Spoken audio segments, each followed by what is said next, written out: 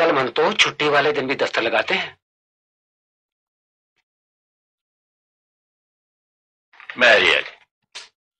Marriage की spelling इन्होंने अब तक ठीक नहीं कराई। पिछले दफा ही बोल के गया था। मैरिज का खाक ठीक करवाएंगे। फिर भी लेट्स ट्राई।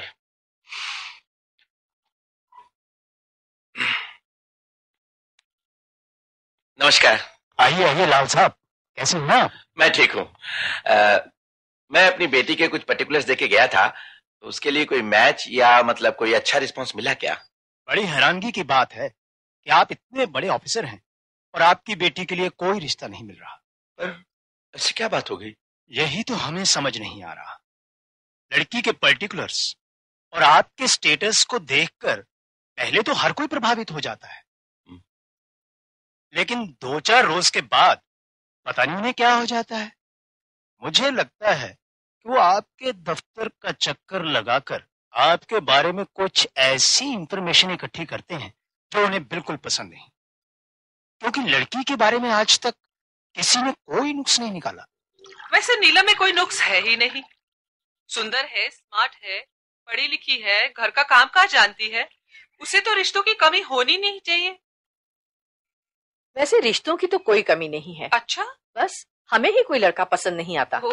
हर रोज इतनी चिट्ठियां आती हैं कि उन्हें छांटना भी मुश्किल हो जाता है। अच्छा? अरे हाँ, शाहजी ने जो सलाह देने की दुकान खोली थी, उसका क्या बना? वो दुकान तो बहुत बड़ी कंसल्टेंसी बन गई है। पहले तो उन्होंने शौक में टाइम पास करने के लिए दुकान खोली थी, लेकिन अब ग्राहक इतने बढ़ गए हैं कि इन्हें सर खुजाने के लिए टाइम नहीं। अच्छा? सैकड़ों लोगों के रिश्ते करवाते हैं। लेकिन आपको तो रिश्तों की कमी नहीं ना? हाँ हाँ, रिश्तों की तो कोई कमी नहीं है। फिर भी क्या आजकल वो बहुत बिजी रहते हैं? आजकल तो बिना टाइम लिए वो मुझसे भी बात नहीं करते। अरे भाई, ये बाइस्कोप में शाहजी का ऑफिस है, लाइन में आइए। चलिए चलिए। आज तो बड़ी भीड़ है। चाचा जी, आपने अपॉइंटमेंट लिया? यस। बहुत अच्छे। मैडम आपने? जी हाँ। नेताजी आपने? जी, मेरी कल ही फोन पे बात हुई थी। उनके पास इतना टाइम था आपसे बात कर ली? Very good. मैडम आपने? हाँ जी। अरे बाप रे, आज शाहजी का होगा क्या? मैं आता हूँ, आप बैठिए प्लीज। हैं? Hello hello Shahji. Hello hello. ओ भाई, पहले ये बताओ कि कौन किस में से बोल रहा है? शाहजी, मुंह से बोल रहा हूँ, फोन पे नहीं हूँ। अच्छा अच्छा, हाँ हाँ। बाहर तो इतनी भीड़ लगी हुई है कि सलाह देते देते रात के 10 बज जाएंगे। अच्छा, तुम ऐसा करो कि 4-4 आदमी को इकट्ठे भेजो अंदर। हैं? इकट्ठे 4-4? हाँ हाँ। अच्छा, अभी भेजता हूँ, तैयार रहना।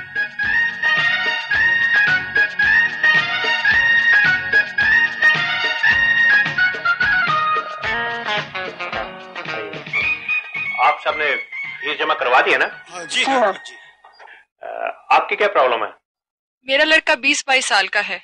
किसी को भी गालियां दे देता है, किसी को भी थप्पड़ मार देता है।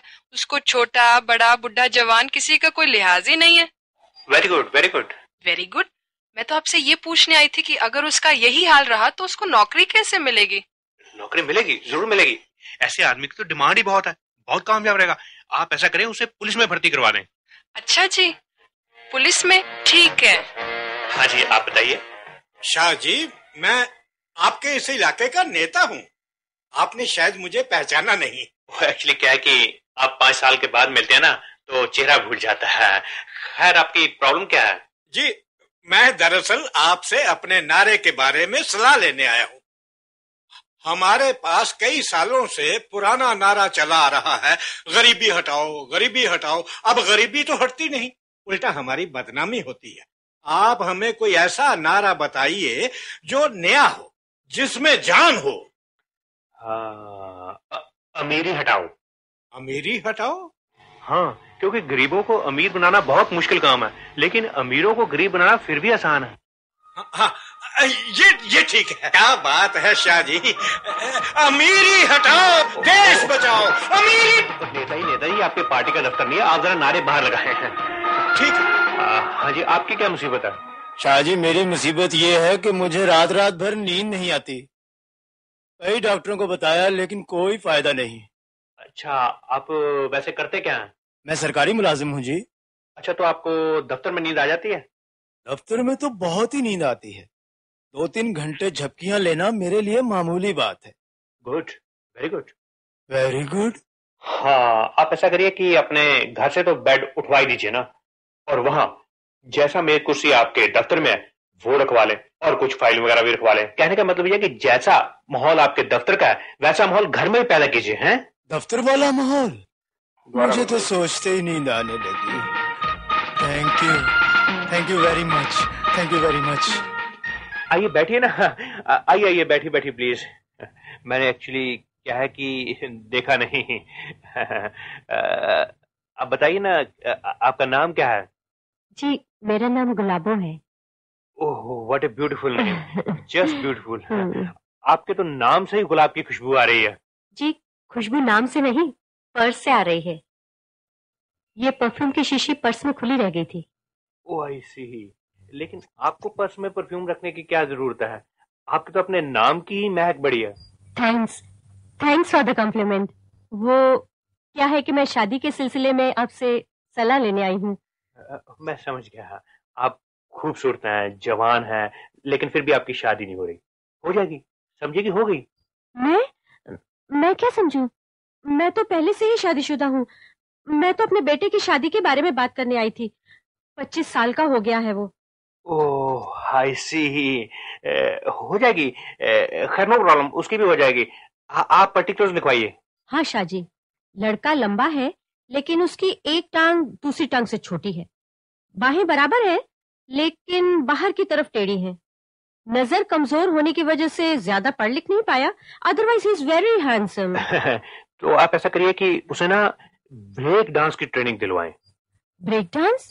देखिए ब्रेक डांस।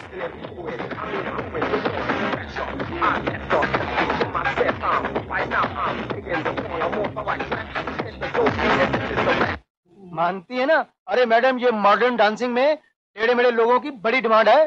वो तो दिनों दिनों में टीवी स्टार बन जाएगा। लड़कियां उसके आगे पीछे चक्कर लगाएंगी। Really? अरे मैडम, आप तो अपने लड़के के लिए 2-3 लाख रुपए डावरी भी मांग सकती हैं। सच? तो आप फिक्र ना करें, आपका ये डिफेक्टिव पीस प्रीमियम पर बिकेगा, प्रीमियम पर।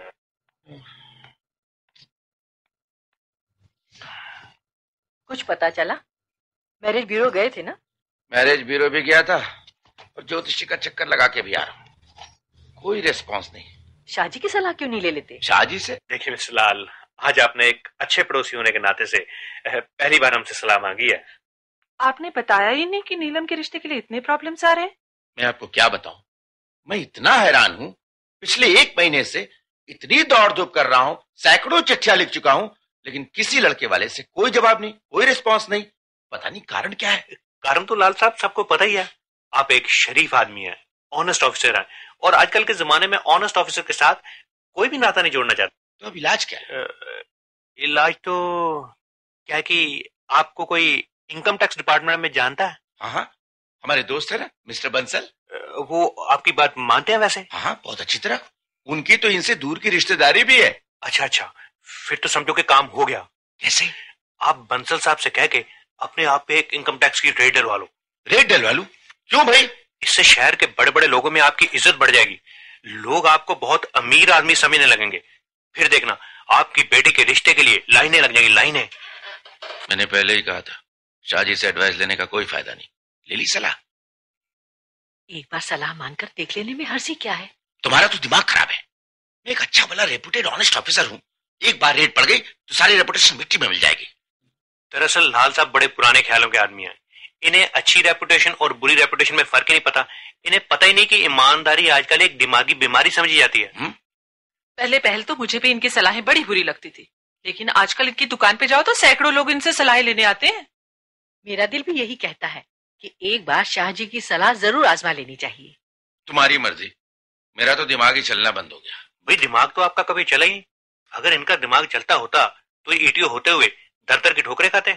मैं आज ही बंसल साहब से बात करती हूँ और 1-2 दिन में ही रेड करवाती हूँ।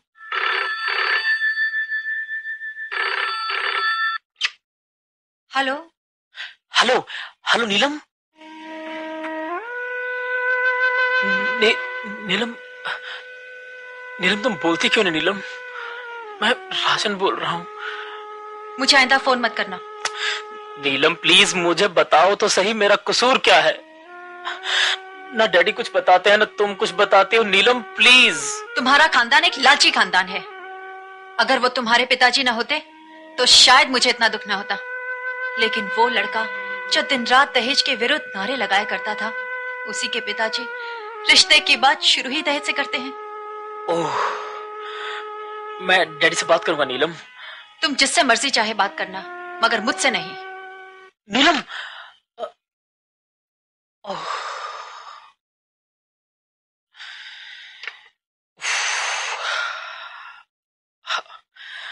डैडी आपने ठीक नहीं किया। आपको नीलम के पेरेंट्स से इस तरह बात नहीं करनी चाहिए थी डैडी। मुझे पता है किस आदमी से कैसे बात करनी चाहिए। डैडी, आपने डैडी जैसे ईमानदार आदमी से दहेज मांग के उनका दिल तोड़ दिया। मोहनलाल जी, कोई खुशखबरी है फिर? कैसे खुशखबरी? मतलब कोई रेड शेड नहीं हुई अभी तक? नहीं, रेड तो नहीं हुई अब तक। नहीं, आपकी वैसे बंसल साहब से बात हो गई थी? नहीं, बंसल साहब से बात तो हुई थी, मगर मेरा मतलब, अगर बंसल साहब से बात नहीं बनती तो हम किसी MP या MLA की सफारी ढूंढ लेते हैं। जरूरी है? हाँ, रेड तो जरूरी है ना भाई। देखता हूं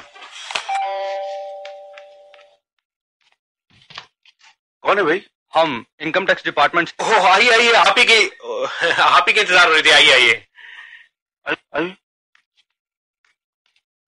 आइए। ये सब। वैसे भाई दी, आप इतने सीरियस क्यों हैं? हमारे आने की खबर पहले से ही कैसे लीक हो गई? ये तो पहले से ही तैयार बैठे हैं। हाँ। अच्छा, आप सिर्फ 2 ही आदमी कंडक्ट करेंगे रेड? आपको पहले हम ये सोफे वगैरह उधेड़ के दिखाएं या आप लॉकर चेक करेंगे? देखिए, ये जो इनकम टैक्स की रेड होती है, ये बड़ी सीक्रेट होती है। आपको तो मालूम ही नहीं होना चाहिए कि इनकम टैक्स की रेड होने वाली है। आपको पता कैसे चला? बस आप में से किसी ने बताया होगा। हम में से? क्यों इंस्पेक्टर, ये बात तुमने लीक की है? नहीं सर, मुझे तो आप पर शक है। Shut up! अगर ये बात ऊपर तक पहुंच गई कि इन लोगों को रेड के बारे में पहले से ही मालूम था, तो अपनी नौकरी भी जा सकती है। घबराइए नहीं, हम किसी से नहीं कहेंगे, लेकिन एक शर्त है। शर्त? कैसी शर्त? हमें मालूम है कि आपको इस रेड में कुछ नहीं मिलने वाला। क्यों, आपने सारी ब्लैक मनी कहीं छिपा दी है? नहीं, ब्लैक मनी है ही नहीं छिपाने का। तो फिर? मेरा मतलब यह है कि आप कुछ ब्लैक मनी अपने पास रख के छापा मारना। क्या बात कर रहे हैं आप? अब हम खुद अपना पैसा रख के छापा मारे? तो ना मारे भाई, तो हम लोगों में ये बात फैला देंगे कि आपने रेड के बारे में हमें पहले बता दिया था और हमने अपनी सारी ब्लैक मनी छिपा दी। हाँ। इंस्पेक्टर, क्या करें, ये तो हमें फंसा ही देंगे। सर, हम घर की छानबीन करते हैं, कुछ ना कुछ तो इलीगल मिलेगा। हाँ। ये लीजिए सारी चाबियां और डालिए रेड। चलो भाई, देखते हैं।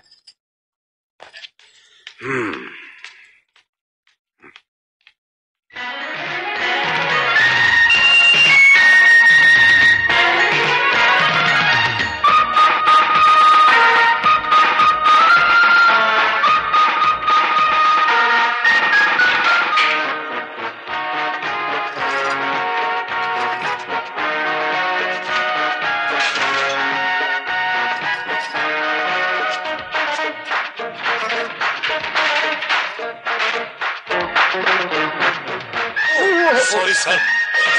ओ भाई इंस्पेक्टर, इधर भाई, इधर।